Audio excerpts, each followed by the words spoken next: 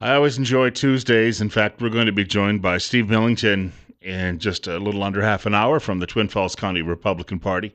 One of my favorite what you'd call guests when it comes to somebody who doesn't mind. Well, he says what he thinks, and that's a great thing in talk radio. Also coming up, Raul Labrador appeared last night on Sean Hannity's program on Fox News Channel. Some details on the way with that. That may be a hint that he may be up to, well, he may have a new role coming when all of this shakes out in the House of Representatives with a new leadership team, as, of course, Speaker John Boehner is retiring and leaving in a matter of a few weeks. But I wanted to open the program today and just mention some things that this has been the topic du jour in this community now for several months. It seems we're not going to get away from it anytime soon. Pastor Shahram Hadian speaking last night in Twin Falls. He's speaking in Jerome tonight on this issue, this matter. And then he has an appearance again tomorrow night in Twin Falls. We'll talk a little bit more about where he is scheduled and when he is scheduled coming up in just a few minutes. But a caller yesterday referenced some of the media coverage that's been going on, aside from this radio station, which we are really the only contrarian voice in media, both on the local level and it seems nationally when it comes to this issue. And the caller referenced an editorial in the local newspaper at magicvalley.com on Sunday. And what I did is I had printed it out yesterday. I did not have a chance to sit down and delve into it because we had a relatively busy schedule during the course of the show yesterday.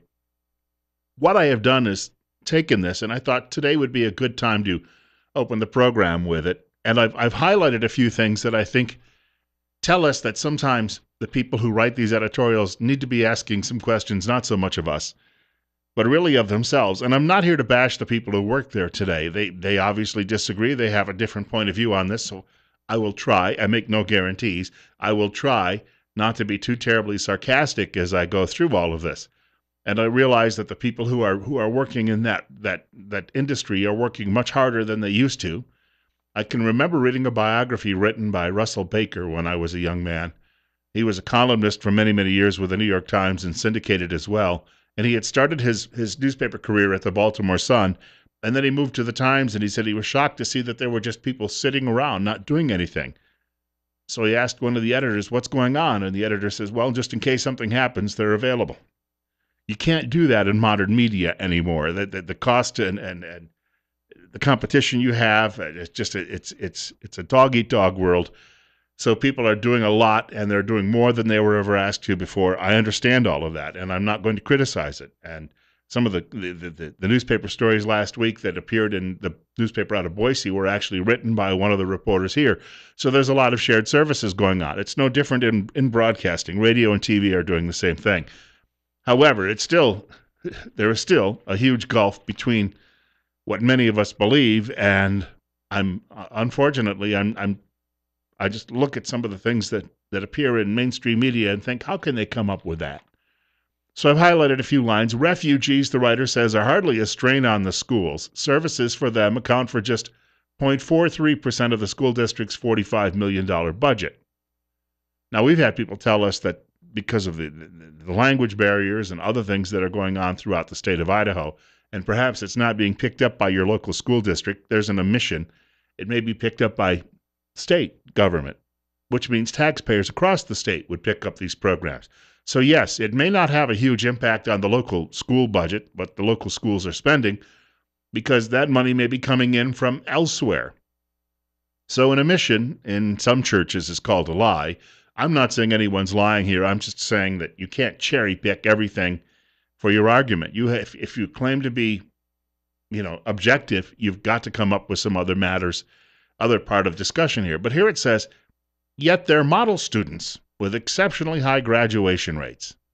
Now, if I sat down today and said, all Muslims are terrorists, that would be a horrible generalization, wouldn't it now? Because they aren't. So you could say some. You can't even say many. You'd have to say some.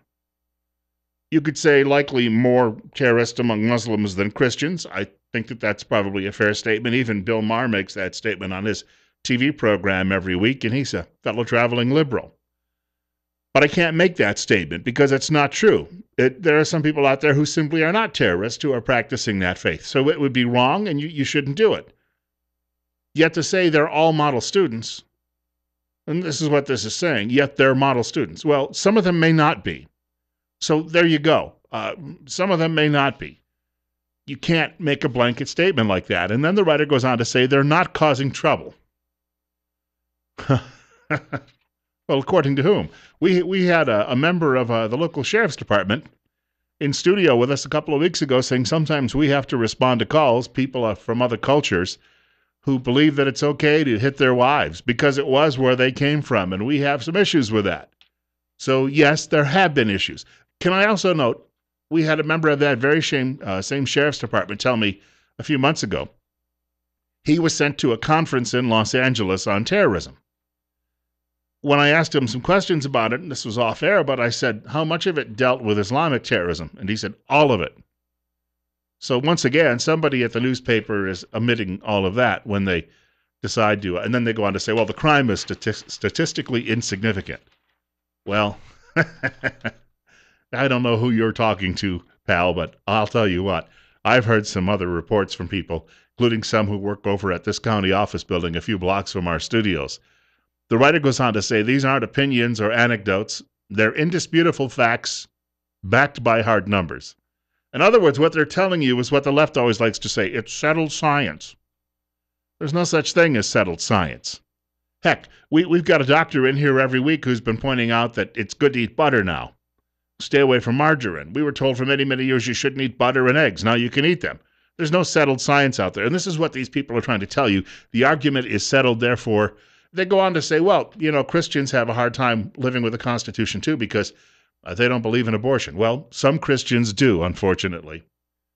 But again, the Supreme Court ruling on that decision, they have judicial review in this country, and at some point, the Supreme Court could say, hey, Roe was wrong, and we'll turn it all back over to the states. And when they say, that Islam is no more dangerous to the Constitution than Judaism, they're saying ham is sold in stores, pork is sold in local stores. Of course it is. Constitution doesn't tell you what you can sell in a grocery store. Now does it? So some of these arguments are just plain spurious. Here we've got another one. The writer says business leaders have openly worried that the mounting hate speak will scare away new companies looking to invest in the Magic Valley. Name them. Who are these business people? Please, name them. Well, you haven't. Speaking of settled science, the writer says the debate about facts is over and now we must act. And the writer goes on to say it's about who we are as residents, as people, and we simply cannot allow hate to prevail. Who we are. We. Who's we? Number 2, there was a video someone sent me this morning. I posted it at our KLIX Facebook page. It's from Pamela Geller's website. She keeps an eye on all of these things, but I pointed out there's a video where a Ukrainian woman explains she was traveling across Europe, but because she had studied and lived for a time in the Middle East, she understands Arabic, and she's telling the stories about these so-called refugees, the migrants, mainly men, healthy between 18 and 45, who were on the trains, bullying their way onto the trains, and speaking in Arabic to each other. They were talking about potentially raping her and other women on the train because, these women were just dogs. They weren't wearing their headscarves. And they were also talking about robbing the Europeans that they encountered. Great. There are videos like this that are coming out of Europe left and right. United Kingdom Independence Party, known as UKIP, has put together a whole series of all of the riots and the brawls, everything else that's going on in all of Europe's major cities. You don't have to look very hard to find that. And unlike the old days of newspapering, you don't have to go down and dig through file after file after file in some fifth-floor office. You just go to Google and you put that in and you hit search and bang, there it is, all you need. 8:16, Bill Colley with you on Top Story on News Radio 1310, KLIX and newsradio1310.com. A fellow writing at Real Clear Politics says if you're a liberal, you're done debating. And he goes on to say, this is a guy by the name of David Arsani. He said, when a group confuses its politics with moral doctrine, it may have trouble comprehending how a decent human could disagree with its positions. And that's precisely the problem that the fellow travelers inside and outside that newspaper have with local opposition to what's going on here. We simply have not discussed, and they will refuse to listen to anybody else's arguments or the evidence that we can provide. The writer goes on to say this is probably why people confuse lecturing with debating and why so many liberals can bore into the deepest nooks of my soul to ferret out all of those motivations, but can't waste any time arguing about the issue itself. They just simply say it's hateful. There was a guy on in the comments section after that editorial in the newspaper who was saying that people who are opposed are racist. Well, the Islamic world stretches. If you're thinking, there are Muslims living all over the world, but if you're thinking about what really constitutes an Islamic world, it stretches from the eastern or western side of North Africa into East Africa, then all across Southern Asia and into the Pacific Islands. So it encounters people, if you're dividing them up by race, dozens of races. So how can you sit there and say, well, it's racist to be opposed? It's got nothing to do with anybody's race. But you see, the subtlety, there's no subtlety in that. They're just trying to shift the argument because they don't have anything else to rely on right now. So they fall back to that and accuse everybody of racism. You know, when you repeat the same cliche over and over and over again, I have a neighbor who likes to say it's beer 30, as if he's clever. I've heard him say it about 100 times now. It's no longer clever. We have a caller with us. It's 817. You're on the air with Bill Colley on Top Story on News Radio 1310, KLIX. Yes, morning, Bill. It's like one of our forefathers said, to argue with someone who has renounced the use of reason and whose philosophy consists in holding humanity in contempt is like administering medicine to the dead. Thomas Paine. Thank you. Well said. Okay, God bless. Good quote. I enjoy hearing that. Look, if they'd like to pigeonhole all of us and claim that they know what we're thinking, we can do the same, right? Frankly, I think that they're all Satanists. They like killing babies in the womb. They support infanticide, and they don't believe in God, and they hate America. There you go. We know what they are. And that's why they're doing these things, because they want to destroy this country, and they'll start here in this valley. Isn't that the case? Let's hear them respond to that.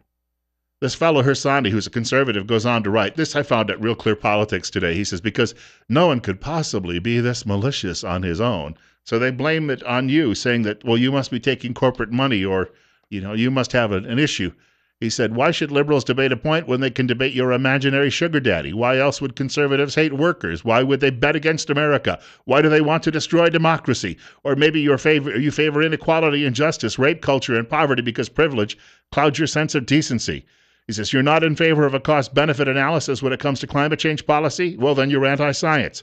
You're a skeptic, a denier, a psychopath. Why do you hate the earth? He says, don't like big government, you're a nihilist. Forget about what policy does, watch your tone. Or maybe you can't see things clearly because you're locked to the most addictive opiate imaginable, religion, which, let's face it, you probably don't properly understand or adhere to correctly.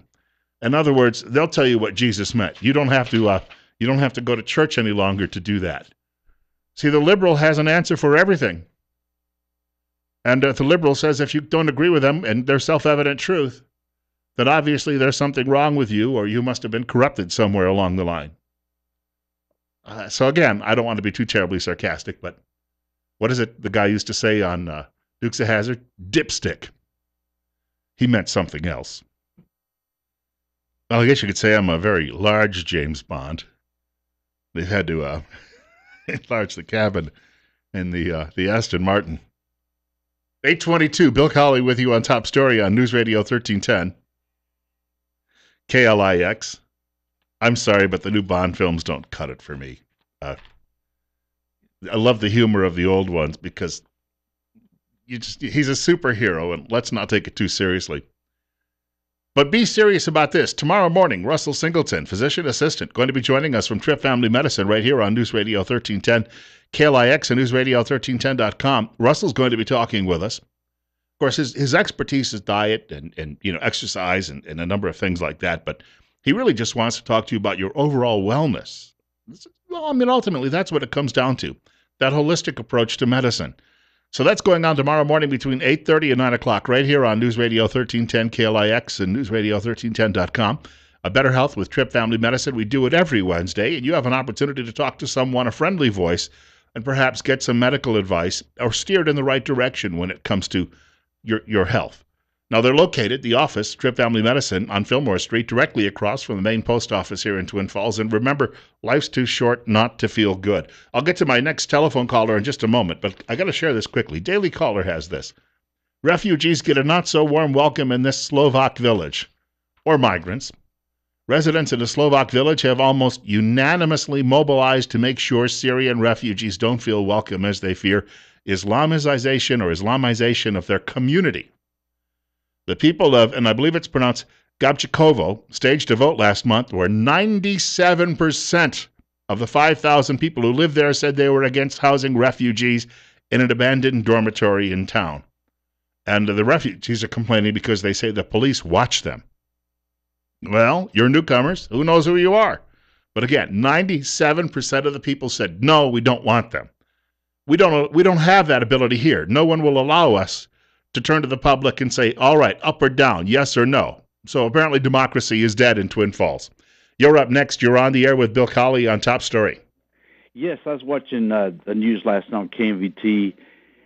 They did a poll. I don't know who they, you never know who they do the poll from, but 70% of the Magic Valley did not know anything about the CSI refugee program, and 30% did.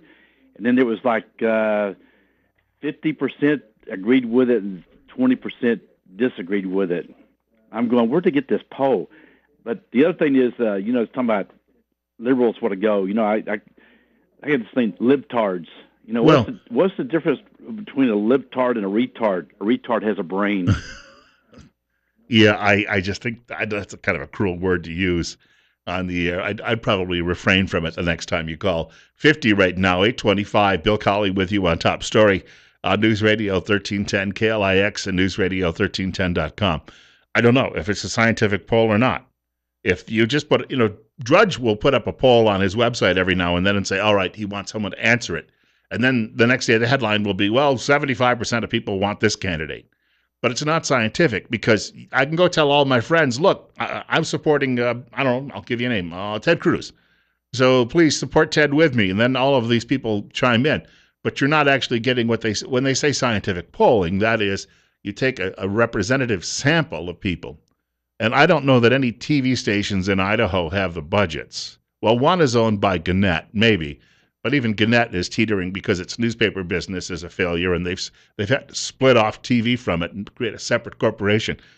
I know this because a friend of mine runs a Gannett TV station in Buffalo. So there you go. I was the best man at his wedding. Hope that helps out. The thing is, we do not really have anyone saying, all right, what's the public mood on this? Other than a few meetings and other than a few telephone calls to a radio talk show. No one has really made the effort to get a good read on what the public wants. But a vote, a simple vote, and I'm not talking about this one that they're trying to put together at this committee that's opposed to the refugee center. Again, I think the refugee center ultimately serves a good long-term purpose. Albeit, you've got a country right now that is still not recovered from a horrible economic downturn, and I don't know why you'd want to bring more people here and have them compete for your jobs. But, apparently liberals are all working out there, or, they're ensconced in their offices over at CSI, and so they don't really care whether you have a job or not. The government's paying them, right? That's how they look at it, I'm sure. I believe if you actually put this up to a public vote, and it doesn't have to be binding, but just find out what the public thinks about it, and I'll tell you what, I think you'd be amazed. If 70% of the public hasn't even heard about it, you can't expect them, Limbaugh calls them low-information voters, you can't even expect them to come up with some sort of answer. This is why I think liberals are trying to destroy this country, though. They hate America. They'd like to destroy this culture because they think they're going to be able to rebuild it, just like the Khmer Rouge did in Cambodia. 50 years ago, the government changed its policy over who could come here as an immigrant, and we stopped bringing in Europeans and we started bringing in the third world to essentially change American culture and, of course, get more Democrats. So you can vote yourself even more races from the public treasury. There's a story, 88% of U.S. growth is going to be coming from immigrant families. And that's the liberals' dream because, self-loving liberals hate their European ancestry, I suppose. And the parliamentary democracy bequeathed to us by it. You're up next. You're on the air with Bill Colley. You're on Top Story, in fact, on News Radio 1310 KLIX and News Radio 1310.com. Morning, Bill. I wonder, in regards to the poll, I've noticed that a lot of the information from the paper is really just about the refugee program rather than the Syrian refugee group that's coming in. Well, we had to bring in people. We had to bring in people after the Iraqi war. The policemen who helped us out, whose lives were in danger, all of those people. we've got to resettle those people because otherwise your word's no good around the world any longer. Right, and I think the college and the paper, whoever's using, defending the program, they're saying the refugee program. So they're playing with words here, where a lot of the problem isn't the refugees that come in. There's been a lot of benefit from that. I think the Syrian issue is what they're dodging when they talk about this, and I think that's how they're trying to bring public opinion to their side. It comes back to an argument we were having earlier on about this debate. Thank you for the call. Comes back to the argument, who are these people? And to sit there and say, oh, there's a serious vetting process, which is what that editorial said. Your own government disputes that. Your own government, your governor here in Idaho disputes that. He said it here on the air last week. Normally when Governor Otter makes an appearance with me on the show, there's a guy who writes a column over at that newspaper who quotes him, mentions what he talked about, and it ends up getting picked up by newspapers across the Northwest. One time, AP even picked it up, and it ended up in a newspaper. I happened to see it online in Mississippi. The governor here last week said, we've got to suspend this program, put a moratorium on it, till we figure out who all of these people are. Nobody has picked up that conversation he had with me. Yeah, I know. Look who we're dealing with. Steve Millington is coming up next. He's the chairman of the Twin Falls County Republican Party. Going to talk a little John Boehner and what we may see following Boehner's departure, Republican leadership.